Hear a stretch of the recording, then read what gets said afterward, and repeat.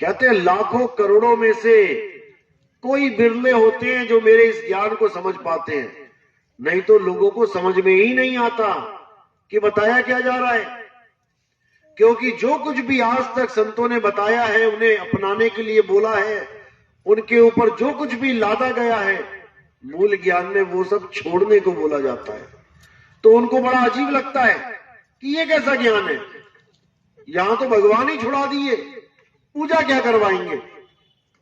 क्योंकि लोगों ने पत्थर को भगवान मान लिया है, लोगों ने उस परम पिता परमात्मा को एक पत्थर समझ लिया है।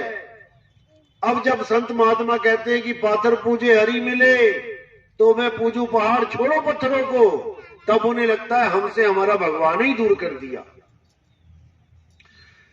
बस इसी को समझना है, किसी से किसी का भगवान दूर हो ही नहीं सकता, कोई कर ही नहीं सकता।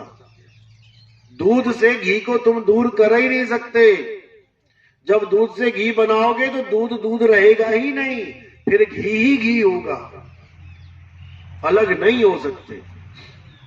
लेकिन समझ में नहीं आ रहा।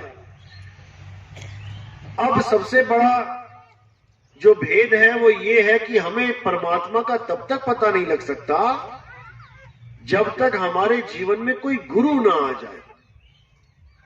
आज हम जिन देवी देवताओं की पूजा करते हैं, हम राम जी की पूजा करते हैं, हम कृष्ण जी की पूजा करते हैं, और हम ये सोचते हैं हम तो सीधे भगवान जी को पूज रहे हैं, हमें गुरु की क्या जरूरत है। अरे भाई, जिनकी आप पूजा कर रहे हो उन्होंने स्वयं गुरु धारण कर रखे हैं। राम जी ने वशिष्ठ जी को गुरु धारण किया, उनसे ज्ञान प्राप्त किया। कृष्ण जी ने संदीपन जी से ज्ञान प्राप्त किया। जब वो भगवान होके गुरु के अधीन है, तो हमें गुरु की जरूरत क्यों नहीं पड़ रही है।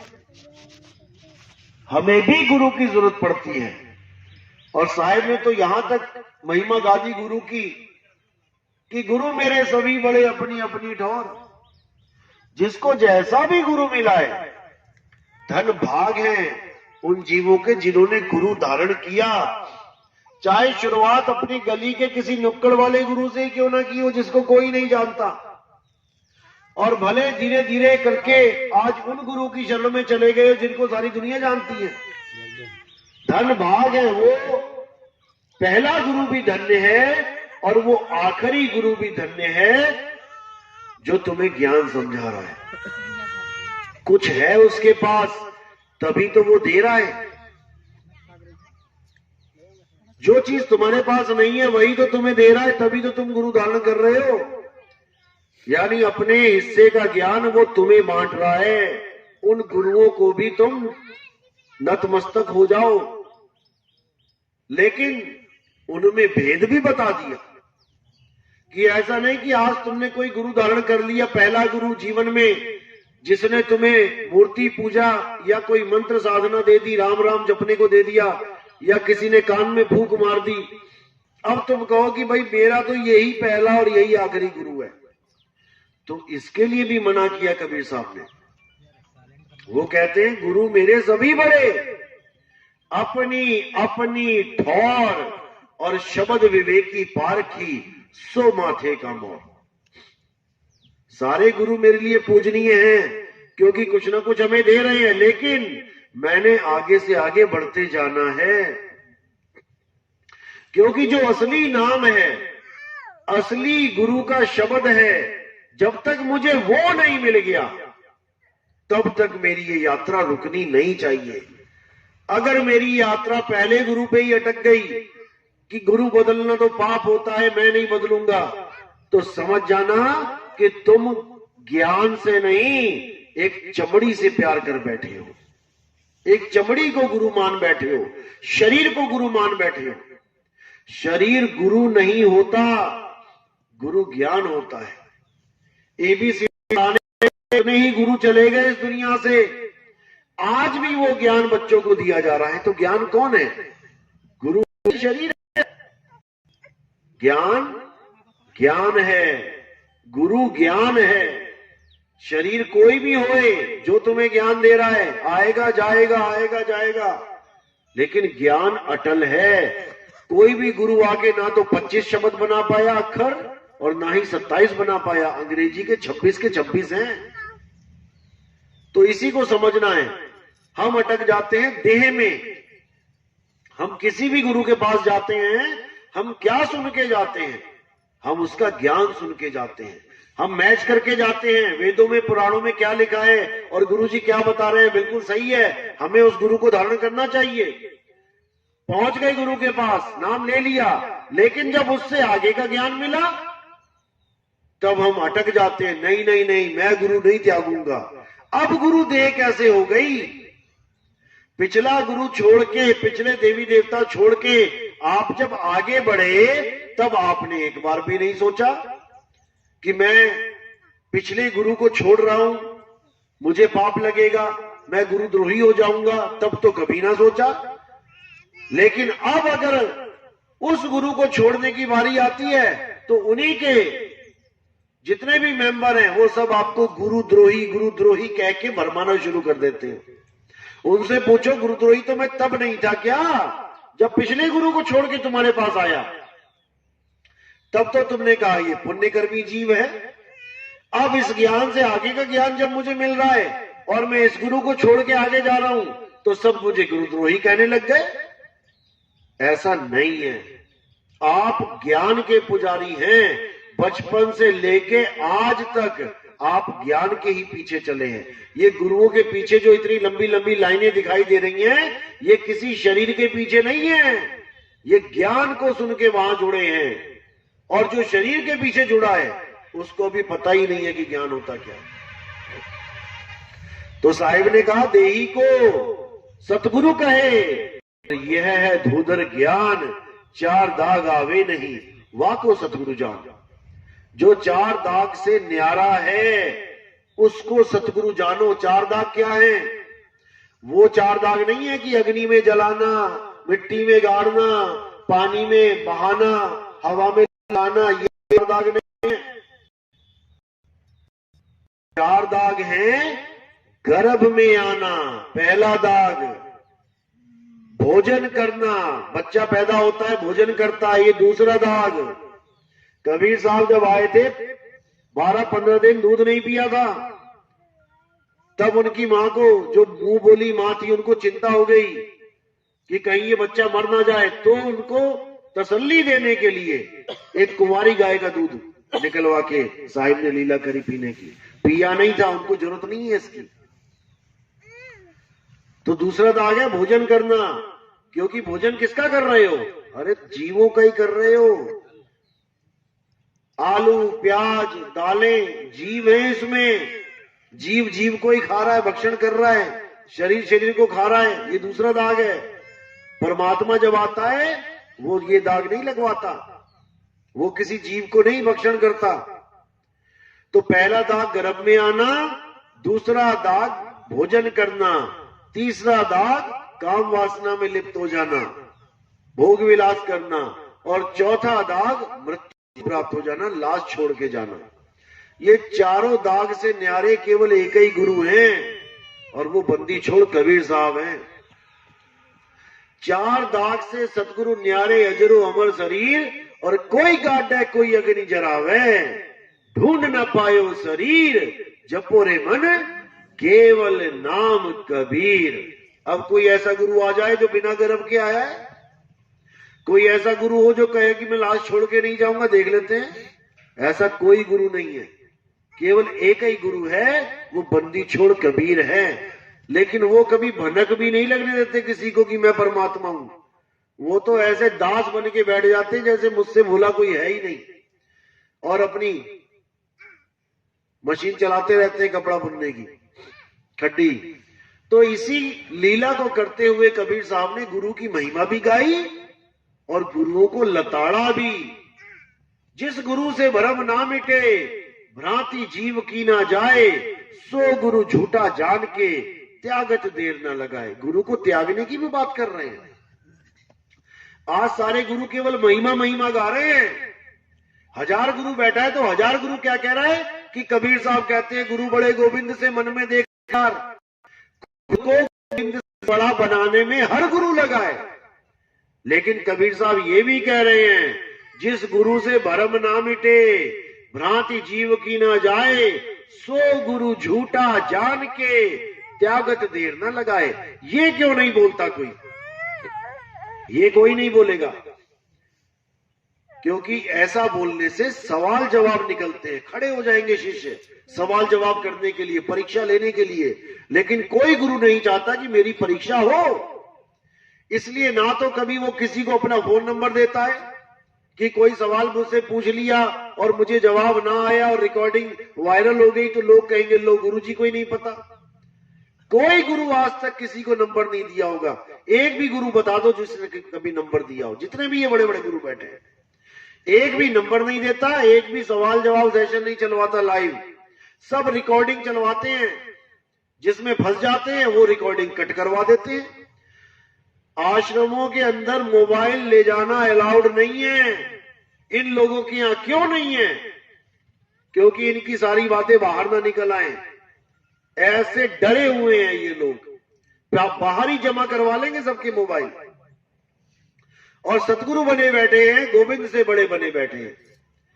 तो साहिब ने बिल्कुल स्पष्ट किया है कि झूठे गुरु को झटक दे और शिष्य शाखा को फूक, और वाह में दोष जरा नहीं, शब्द कहा हम कूक। यहां से तुम्हारे भरम नहीं टूटते हैं, तुम्हारे सवालों के जवाब नहीं मिलते हैं। उस गुरु को बंदगी नहीं करनी है, उसको छोड़ के आगे निकल जाओ। और क्या बोला कि जो गुरु गलत काम कर रहे हैं, ये सोच के कि मैं तो गुरु पद पे आ गया, मेरा हिसाब किताब तो यमराजा लेगा नहीं, मैं तो लोगों को ठेकेदार बन गया मुक्ति दिलवाने का, अब मैं जो मर्जी करूं। ऐसा भी नहीं है।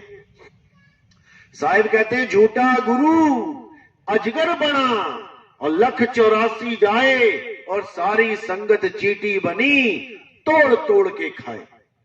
ये भी बाणियां साहिब की हैं, लेकिन ये कोई नहीं सुनाता, कोई भी नहीं बताएगा आपको, क्योंकि उन्होंने केवल गुरु की महिमा गवानी है। क्योंकि गुरु की महिमा मतलब अपनी महिमा गवाना चाहते हैं सारे। सब कबीर बनना चाहते हैं, सब परमात्मा बनना चाहते हैं। ग्रंथ देखो, डायरेक्ट इनडायरेक्ट कहीं ना कहीं लिखा जरूर होगा कि जो गुरु जी गद्दी पे बैठे हैं यही परमात्मा है। किसी भी ग्रंथ को उठा के देख लो, किसी भी गुरु के, कहीं ना कहीं खुद को परमात्मा सिद्ध किया जा रहा है। लेकिन साहिब क्या कह रहे हैं? साहिब कह रहे हैं कबीरा स्वामी कोई नहीं, और स्वामी सिरजनहार, और स्वामी बन के जो भी रहे तो घड़ी पड़ेगी मार। आज जितने भी स्वामी बन के घूम रहे थे कि हम कबीर का अवतार हैं, हम कृष्ण जी का अवतार हैं, हम राम जी का अवतार हैं, ये सब जेलों में बैठे हैं। घड़ी मार पड़ रही है इनको। 50-50 वकील कर लिए, जमानत नहीं मिल रही इन लोगों को, क्योंकि स्वामी कोई नहीं है, स्वामी सिरजनहार है। और वो स्वामी कहां बैठा है? उस स्वामी के रहने का स्थान समझ लो कहां है। वो स्वामी हमारी आत्मा में विराजमान है। घी कहां रहता है? क्या घी पेड़ पे लगता है? क्या घी जमीन खोदोगे तो मिलेगा? क्या घी जंगलों में है? घी कहां पे है? दूध में घी छुपा है। जैसे दूध में घी छुपा है, ऐसे ही परमात्मा हमारी आत्मा में छुपा है। इसको ग्रंथ साहब में बोला गया कि आत्म माही राम और राम में ही आत्म, चीनस गुरमुख विचारे। कि परमात्मा हमारी आत्मा से जुड़ा नहीं है भाई। खुद को खोजो तो खुदा मिलेगा, खुद को पाओ तो परमात्मा मिलेगा। लेकिन हमें खुद का ही आभास नहीं हो रहा कि मैं हूं क्या, क्योंकि हम अपने आप को शरीर मान बैठे हैं। जब तक हम अपने आप को ये शरीर माने बैठे हैं, तब तक हमें केवल मिट्टी का आभास होगा। देखो, छू के देखो, हाथ क्या है? मिट्टी है। मिट्टी को एक चमड़ी का रूप दे दिया है। यही चमड़ी तुम दबा दो 10 दिन, मिट्टी में मिट्टी मिल जाएगी। जब लाश दबा देते हैं नमक डाल के, तो मिट्टी मिट्टी में मिल जाती है, केवल हड्डी का ढांचा मिलता है। 1 साल बाद लाश कहां गई, मिट्टी कहां गई, चमड़ी कहां गई, मिट्टी में मिल गई। अब हम अपने आप को मिट्टी मान बैठे कि मैं तो आदमी हूं, मैं तो औरत हूं। अब आदमी और औरत क्या है, केवल मिट्टी है, कपड़े हैं ये, किसके, जीवात्मा के। गीता में बताया गया ना, हे अर्जुन तू और मैं शरीर नहीं है, तुम और मैं आत्मा है। शरीरों का तो जन्म होता है, शरीरों की मृत्यु हो जाती है, लेकिन ऐसा कोई समय नहीं था। अध्याय दूसरे की बात चल रही है ये। ऐसा कोई समय नहीं था जब मैं, तुम या ये राजा महाराजा नहीं थे, और ऐसा कोई समय नहीं आएगा जब तू, मैं और ये राजा महाराजा नहीं होंगे। तो कौन से स्वरूप की बात हो रही है यहां पे, आत्म स्वरूप की, क्योंकि देह स्वरूप तो आएगा और जाएगा। सतयुग में युधिष्ठिर नहीं था, सतयुग में शकुनी मामा नहीं था, सतयुग में द्रोणाचार्य नहीं था, त्रेता में कृष्ण जी नहीं थे, और द्वापर में हरिश्चंद्र जैसे नहीं थे, क्योंकि वो सतयुग में हुए। तो ये कौन से स्वरूप की बात चल रही है, जो सदा था, सदा है, सदा रहेगा। ये आत्म स्वरूप की बात है, जो हमारा निज स्वरूप है। लेकिन हम आत्मा को ना जानने के कारण हम अपने आप को आदमी और औरत मान बैठे। अभी कहूंगा भाई आदमी लोग हाथ खड़ा करो तो सारे आदमी हाथ खड़ा करेंगे, और कहूंगा औरतें हाथ खड़ा करो तो सारी औरतें हाथ खड़ा करेंगी, क्योंकि हमने अपने आपस में भेद प्रकट कर दिया है कि मैं आदमी हूं, ये औरत है।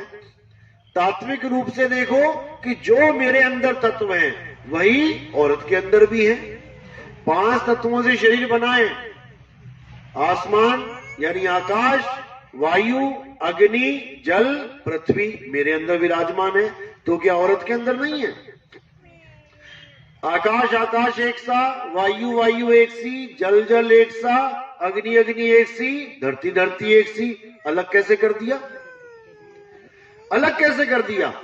केवल जो डिजाइन बना दिया है, आदमी का अलग डिजाइन, औरतों का अलग डिजाइन। जैसे कपड़े लेने जाते हैं हम लोग, आदमी की जीन्स की डिजाइन अलग, लड़कियों की जीन्स का डिजाइन अलग, आदमियों की जैकेट अलग, औरतों की जैकेट अलग, आदमी का चश्मा अलग, औरतों का चश्मा अलग, जेंट्स का पर्स अलग, लेडीज का पर्स अलग। कपड़ा वही, सामान वही, लेकिन डिजाइन अलग कर दिया। केवल डिजाइन की वजह से हम अपने आप को आदमी और उनको औरत समझ रहे हैं। अब ये कपड़े कहां मिलते हैं? पहनने वाले कपड़े मिलते हैं दुकान में, जाओ मार्केट में। और ये चमड़ी वाला कपड़ा कहां मिलता है अलग अलग? ये कौन सी दुकान में मिलता है? आदमी और औरत रूपी चमड़ा शरीर कहां मिलता है? ये मां के गर्भ में मिलता है, जिसकी टेस्टिंग करवाने जाते हैं।